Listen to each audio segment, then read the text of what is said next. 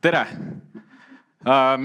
Mina olen siin lõpus viimane, mul on hea, et tegelikult tavaliselt on vähem juba õhtuseks ajaks jäänud. Aga ma siin olen ka poole päeva jooksul olen kuulanud siin ettekandeid ja ma ei lähe nii tehniliseks.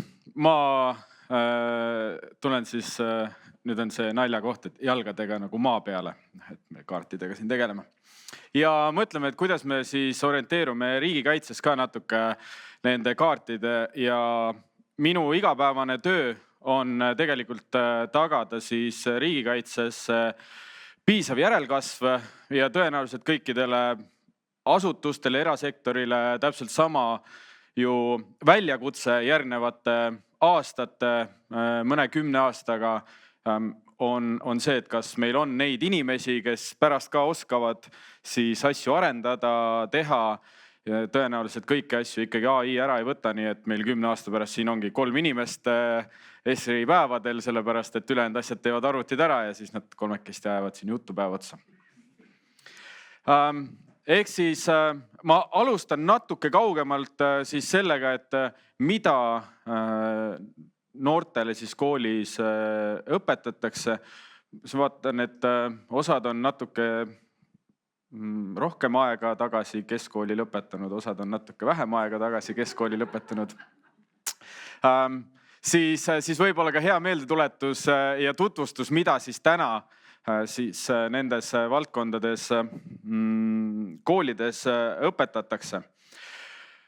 Natukene sellisest elukaarest, kui sellist tsiviilelukaart, seda me teame kõik, siin on erinevates asukohtades oma sellises tsiviilses elukaares, aga Eesti mõttes igal ühel on tegelikult ka selline militaarne või laiguline ülesanne poistel valdavalt rohkem.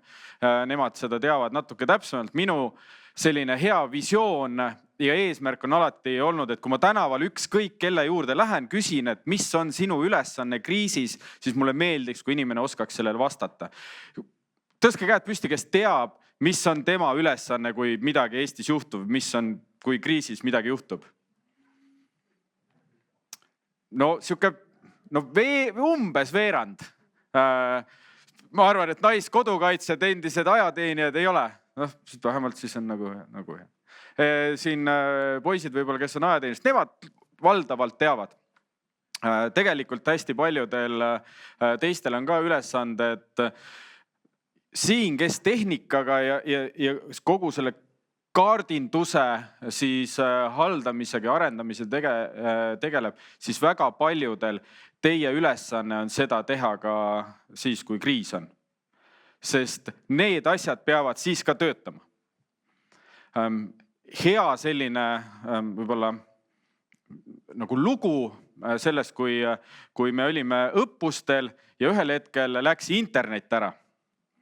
Me olime keset metsa, kõik olid arvutis, ilusti kaardid on lahti, tead, paned seal nupukesi, seal kõik vastased surevad ära, seal on meie asjad, seal raketid lendavad, kõik jumala äge. Selles mõttes kõik nagu töötab. Ja siis läks internet ära. Ja siis kõik hakkasid vaatama üksteisele otsa, et oli ka selline tore, nii nagu siin päeval olete näinud, majad ja nooled ja kõik ruutmeetrid ja kõrgused ja kõik asjad. Ühel hetkel ei ole. Õnneks siis üks selline 50-ndates ohvitser tuli siis sinna ruumi ja siis karjus meie peale natuke aega ja ütles, et otsige nüüd need paberkaardid üles ja hakkame sõda pidama. See, mida te nagu õppinud olete. Et kui eelmises või üleelmises ettekandes räägiti siis olukorrast, et paberkaardid on rohkem selline mooduvärk. Minul on ka Eesti kaart ilusti seina peal, panen seal nupukesi ja kõik on hästi tore, tavaliselt sealt, kus kalal käisid või midagi. Aga tegelikult päriselt kõiki asju, mis arvutis on, meie proovime ikkagi dubleerida ka kaardi peal. Ehk siis see baasoskus, et nende asjadega ekraanide peal toimetada tegelikult peab olemas olema. Mida me noortega siis teeme? Kogu see sellise riigikaitselise tsiviilelu lihtsalt ka tutvustamine igas ajahetkes on midagi, kus tegelikult panustada inimene saaks, olgu ta siis noorteorganisatsioonides läbi ajateenistuse, riigikaitseõpetuse, reservteenistuse, Kaitseliidu ja nii edasi, nii edasi. Nüüd riigikaitseõpetus, mis koolides on, siis nüüd juba päris mitmendat aastat kohustuslik. Ehk siis täna absoluutselt kõik noored, kes lõpetavad üldhariduse gümnaasiumiastmes, olgu ta siis rakenduslikes kolledžites, üldhariduskoolides, absoluutselt kõik läbivad ka riigikaitseõpetuse kohustuslikuna. Et see on see asi, mida, ja kui kellelgi laps toob riigikaitseõpetuse õpiku koju kaasa, soovitan selle siis ka korraks lahti võtta. Kursus, ma arvan, et tänapäevaks on täiesti selline juba loogiline, noored saavad aru, et see on kohustuslik ja see peaks olema. Lapsevanemad valdavalt saavad ka aru, et see võiks kohustuslik olla, kuigi iga nädal ikkagi mõni lapsevanem helistab mulle, ütleb, et aga miks tema laps peab seda riigikaitset õppima. Siis ma proovin jälle seletada, et tegelikult see on üsna nagu loogiline selline hügieeni osa täna, mis võiks vähemalt ju noor ja täiskasvanu võiks aru saada, kuidas riigis mingisugused asjad toimuvad. Ma jõuan sinna topograafia juurde kohe pikemalt, aga jah, see baas, mida me tahame noortele selgeks teha ja kuidas tänapäeval ka noori kaasata, ongi see, et noored on üsna targad täna. Mina gümnaasiumis ei olnud nii tark kui tänane gümnasist. Ja nendega peab täpselt samamoodi ka käituma. Ehk siis neile peab põhjendama, neile peab selgitama. Tänapäeval gümnasistiga saab rääkida nii tehnoloogilistest tegevustest, aga saab ka nendega arutada kaitsepoliitikast. Nendele peab põhjendama asju, miks midagi tehakse ja kuidas mingisugune asi toimib ja see asi peab olema praktiliseks neile tehtud ja huvitavaks neile tehtud. Aga samamoodi, et noorel see huvi tekiks, siis vanemad peavad täpselt sama palju nendest asjadest tegelikult teadma ja tutvuma. See võitlus edasise sellise tööjõu ja selle tehnilise taibu pärast on kõikides valdkondades, siin ettevõtetes, siin on omavalitsustes, samamoodi riigikaitses üksustes, kõik võitlevad sama nagu targa ja hea noore eest. Kui meil järgneval mõnel aastal veel üliõpilaste hulk kasvab, siis kui me räägime kutseharidusest täna, neil on põhimõtteliselt nüüd see piir käes, kus järgmine aasta tuleb aina vähem ja vähem õpilasi siis 10. klassidesse. Me oleme sellises vahvas demograafilises augus. Siis korraks vahepeal 2 aastat oli natuke parem ja siis on ikkagi kõvasti halvem. Lihtne selline visuaal ehk tänased, need, kes on 12. klassis, poisid, tüdrukud, aastakäik on circa 16 000 noort ühes aastakäigus. Eelmine aasta Eesti kodanikke sündis 7200. Ehk siis kellega me nagu riigikaitses siis arvestame pooled poisid, pooled tüdrukud. Ehk siis tegelikult siis selle 18 aastaga me oleme sattunud olukorda, kus meil on nagu poole vähem. Ehk siis siin 15 aasta pärast tuleb tööturule topelt vähem noori, kes nüüd sellel õppeaasta lõpus tuleb tööturule. Sellega siis tegelikult kõik valdkonnad peavad arvestama. Ja mida me lihtsalt oleme ka uuringutega jõudnud sellele järeldusele, et mida rohkem ja täpsemat informatsiooni ju noored koolis saavad, seda vähem nad erinevaid erialasid kardavad, kaasa arvatud siis riigikaitset, aga ka kõike muud. Seda me näeme täna droonindusest, kus kui noor saab selle esimese kogemuse, et kellel võib-olla ei olekski olnud muud moodi siis mingisugust kokkupuudet droonindusega, ta saab läbi selle hariduse ja ta avastab enda jaoks, okei, ta ongi selles võib-olla hea, kas ta on lendamises hea, kas ta on inseneerias hea, kas ta on selle lendude planeerimises hea ja siis ta hoopis julgemalt, ka tüdrukud võtavad selle tehnilise eriala endale siis võib-olla selliseks tuleviku teeks. Ja nüüd me jõuame selle topograafiani. Üks osa juba, põhimõtteliselt on topograafia olnud üks teema, mis tegelikult on riigikaitseõpetuses osa ja seega siis ka koolihariduses lisaks geograafiatundidele on olnud põhimõtteliselt esimesest päevast alates. Riigikaitseõpetus laiemalt koolides tuli taas põhimõtteliselt 90ndate alguses, aga tegelikult esimene riigikaitseõpetuse õpik oli 39. aastal juba Eestis valmis tehtud ja õpetati juba esimestes koolides seda. Nii et tegelikult vahepeal lihtsalt jäi selline, kus õpetati ka riigikaitset, aga lihtsalt teise riigi oma. Aga täna on siis kõik, kes koolist tegelikult välja tulevad, nad peaksid olema saanud nii praktilise kaardiõppe kuskil maastikul, aga samas ka siis sellise teoreetilise pinna, et kuidas, miks kaarte, kuidas neid kasutada, miks neid kasutatakse. Nüüd me jõuame selle andmete kogumise ja kuidas neid samu siis kaardirakendusi saame kasutada ära nii õppimiseks kui siis erinevate kaartide arendamiseks, aga ka riigikaitseks. Nüüd ma toon need sillad sisse. Siin sildadest hakati juba vaikselt rääkima. Mina siis Kaitseväe tausta poolelt olen pioneer, mitte see salliga, aga see, kes üldiselt ehitab või siis lammutab, olgu ta siis, kui on halb sild, laseme õhku, kui on vaja silda, ehitame ja kui on vaja, siis tagame selle turvalisuse ka. Ehk siis sillad ja miks ka sellise nagu mängu idee tuli, on see, et kuidas siis neid andmeid koguda, kasutades nagu laiemalt meie noori kooliõpilasi. Meil on paar muret noortega. Üks on see, et neil on hästi halb füüsiline vorm. Teiseks on ka see, et need on hästi halb füüsiline vorm. Ja kolmas on see, et nad ei jõua eriti midagi teha. Et see paraku on, aga siis kui ma kehalise kasvatuse õpetajatega seda räägin, siis nad kogu aeg imestavad, et nagu minu koolis on küll kõik on nagu.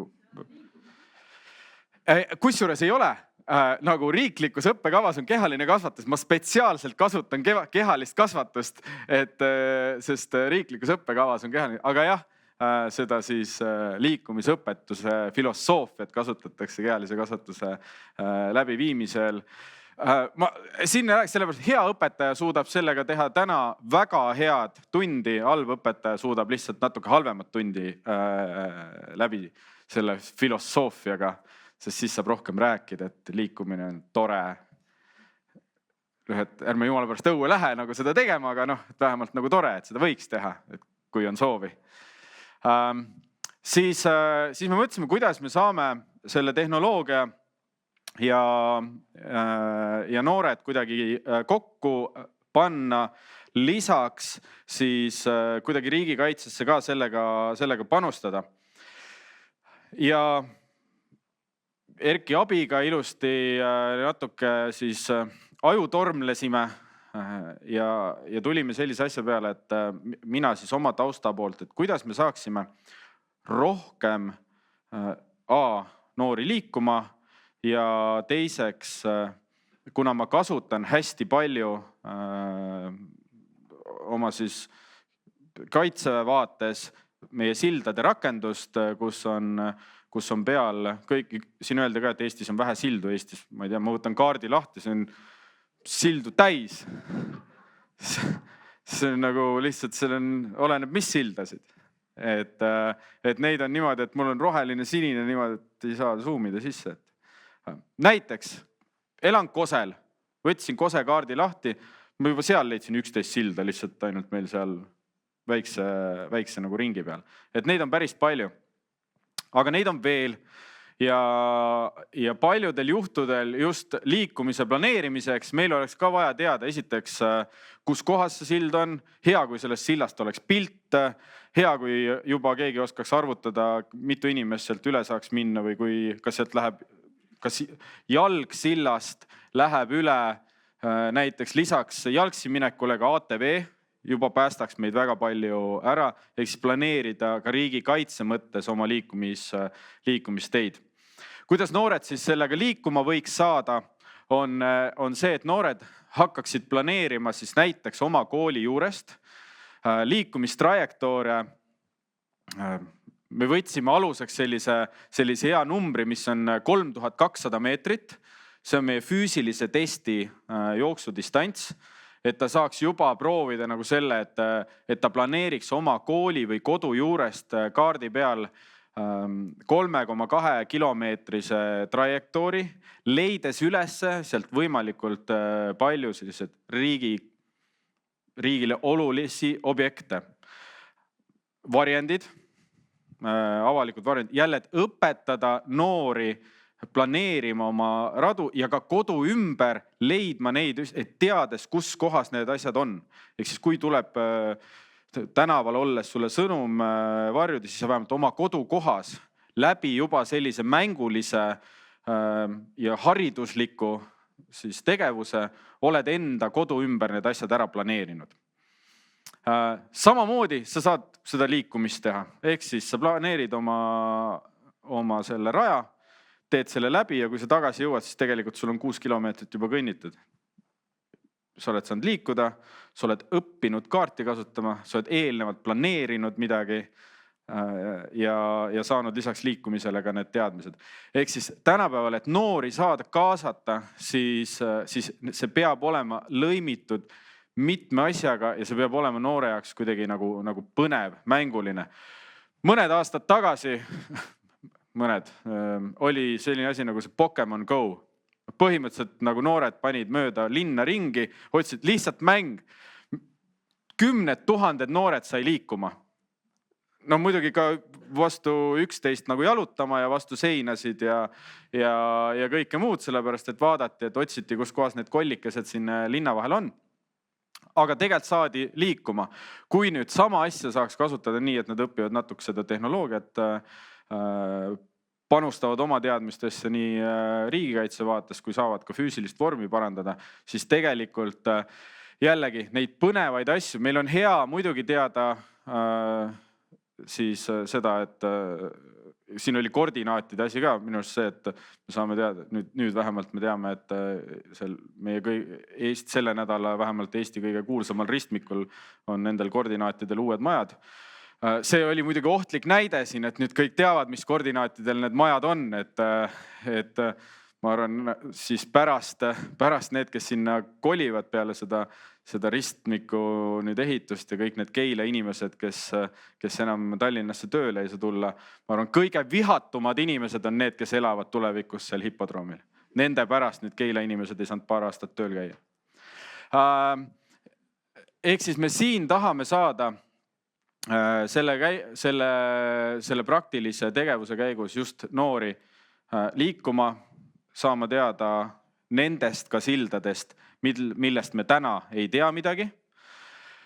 80 kooli tegelikult on siis selle Arkis kooliprogrammiga liitunud. Seal on erinevaid ülesandeid neile ka tehtud. Loodetavasti uuel õppeaastal saame veel rohkem neid koole kaasata ja samamoodi seda infot just levitada, et nii geograafia, liikumisõpetajad, riigikaitseõpetajad, et kasutaksid ja lõimiksid rohkem neid tehnilisi vahendeid, ka mitte ära unustades seda pabervahendit, ja kompassi, aga siis näidata läbi selle, et saaks veel rohkem neid teadmisi. Ja samamoodi, kui nad käivad ringi, teevad nendest sildadest pilti. Täna meil on väga paljudest sildadest pildid olemas, aga me saaksime neid noori tegelikult läbi selliste mänguliste tegevuste. Meil on sammukampaaniad ja asju, tegelikult need kõik võiks kuidagi rakendada. Kui inimesed juba liiguvad ja käivad ringi, siis inimesed võiksid ise ka meile neid andmeid rohkem koguda. Mis toob meid selle turvalisuse juurde, on jällegi see, et on hea, kui meie kõiki neid sildasid ja väikseid teekesi kaardi pealt saaksime teada. Aga me võib-olla ei taha, et ülejäänud maailm ka kõik teaks, et millise põllu tagant üks selline väike tee, kus ATV-d saaksid läbi. Me tahaks, et need oleks meie ATV-d, mitte teist värvi siis masinad. Ehk siis kõikide nende tehnoloogiliste tegevuste puhul jälle peame kogu aeg arvestama seda, et tänapäeval on hea, kui kõik on mugavalt käes, aga kui seda turvalisuse aspekti ei ole tagatud, siis tegelikult need asjad saab hästi lihtsalt ja kiirelt ka meie vastu ära kuidagi siis pöörata. Mida me siin jälle, kes kaitseväes on käinud, tunnevad ära nagu meie paberkaardid. Mida me tegelikult siis täna noortele õpetame, ongi need baasteadmised paberkandjal, aga järjest enam siis ka neid tehnoloogilisi vahendeid, et nad oskaksid nagu päriselt kasutada erinevaid kaardirakendusi. Ja sest tegelikult telefonides on need kõik asjad käes.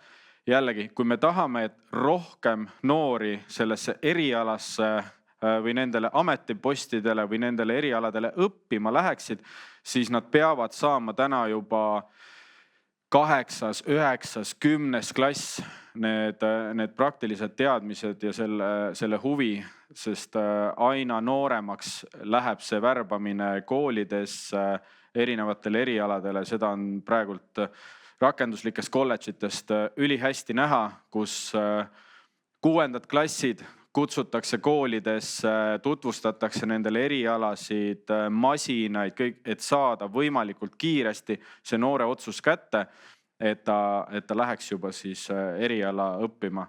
Ja ka selliste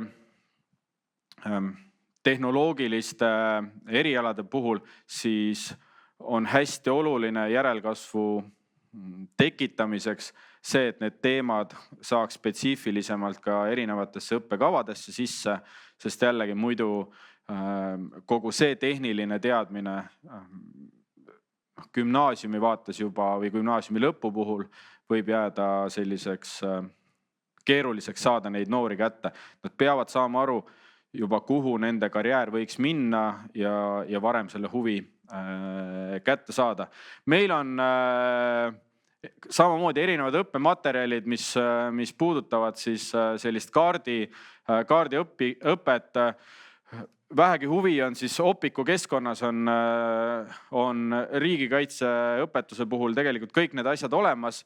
Meil ka koolidele on see, et kuidas me jälle tahaksime enda huvi natuke noortes tõsta, on see, kui koolid soovivad siis saada ka meie militaarkaarte, siis meie Geomilli siis üksus väljastab koolidele ka oma piirkonna siis militaarkaarte, et noored saaksid juba vaikselt hakata tundma, õppima meie tingmärke ja nii edasi. Samamoodi siis tegelikult, kui siin linnad, omavalitsused tahavad oma sellise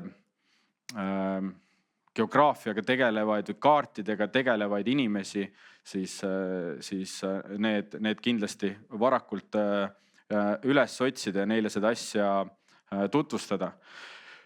Viimase asjana, mida me tegelikult täna kõige rohkem võib-olla koolides kasutame, on see sama kaart. See puudutab siis meie lennualasid. mida tegelikult me samamoodi gümnasistidele mehitamata õhusõiduki õppes õpetame. Ja see on täna, ma arvan jah, üks selline olulisemaid asju, mida koolidesse järjest enam siis läheb, on see, et nad saaksid aru lisaks sellele nagu maapealsele liikumisele. Täna on teine tegelikult osa selles, et noored peavad haldama ka seda, mis õhus toimub. Ja kuna nad õpivad koolides täna 20 kooli ringis, kus on erineval viisil mehitamata õhusõidukite siis kursused. Praktilises õppes nad alustavadki oma päeva seal näiteks lennu planeerimisega, nad peavad kõik need kaardid, lennualad. Täna see on veel 2 nädala, see on äkki pühapäevast võtsin, aga kui me võtame nüüd selle nädala esmaspäevast, siis see kaart on hoopis rohkem sigri-migrilisem, sellepärast et kevadtorm hakkas ja Eesti peale neid kollaseid kastikesi ja muid keelualasid tuli hoopis rohkem juurde. Ehk siis jah, lisaks maakaartidele on järgmine koht, mis tegelikult noortele peab olema nagu selgeks tehtud. See peab olema huvitavaks tehtud ja piisavalt selliseks mugavaks kasutamiseks, et täna, kui drooniga minnakse õhku, siis sa peaksid tegema oma lennuplaani, registreerima ära. Seal peaks tulema täpike, kus siis on sinu erinevad andmed. Seda ei tehta, sellepärast et noored tegelikult droone kasutavad, aga seda kaardi osa ei oska kasutada, mis teeb õhus liikumise ohtlikuks nii nende enda tehniliste vahenditele kui kõikidele teistele. Eile Lennuakadeemias olles ja Transpordiamet siis tegi ka meile väikese ülevaate siis rikkumistest. Põhimõtteliselt ütleme 50% siis nad vist võtsid ainult siis Tallinnas nendest lendudest, kõik lennud, mis fikseeriti droonidega, 50% nendest lendudest panid toime rikkumise. Ja me räägime ainult nagu siis Tallinna alast ja ohtlikest aladest, mis puudutab siis lennukoridore, kõik, mis puudutab Ülemiste ümbrust ja nii edasi. Ehk siis pooled tegelikult lennud panevad toime rikkumise. Nüüd siis paneme selle tavaliiklusesse, et lihtsalt pooled kõik autojuhtidest igapäevaselt kogu aeg panevad toime rikkumise. Võib-olla panevad ka väike kiirusületus. Tallinnas kindlasti vaid, okei, siis lepime kokku. Tallinnaga siis las olla. et sellega siis siin on selline 50, ma arvan isegi siis, et okei. Aga proovime saada 40 peale, siis on nii nagu kesklinna kiiruse. Saime kõigil hea meel. Aga põhimõtteliselt kiiruspiirangud, kõrguspiirangud on põhilised, aga see puudutabki eelkõige seda, et kui sa läheksid siia kaardi peale, siis sa saaks kohe need lihtsad tingimused teada. Kõrgused, kellele helistama pead ja muu sarnane. Aga noor ei oska seda kasutada. Kui me paberkaardiga oleme jõudnud juba mingile maale, kompassi saavad enamused noored oma koolipäevadel siis proovida. Selline hea ülesanne, et järgmisena võiks siis ka tehnoloogia poole pealt liikuda veel rohkem sinna, et see õhukaart oleks noortele lihtne ja kättesaadav ja mugav kasutada. Ja nii siis leiate teie endale arukama ja tehniliselt taiplikuma järelkasvu ja meie täpselt samamoodi. Aitäh!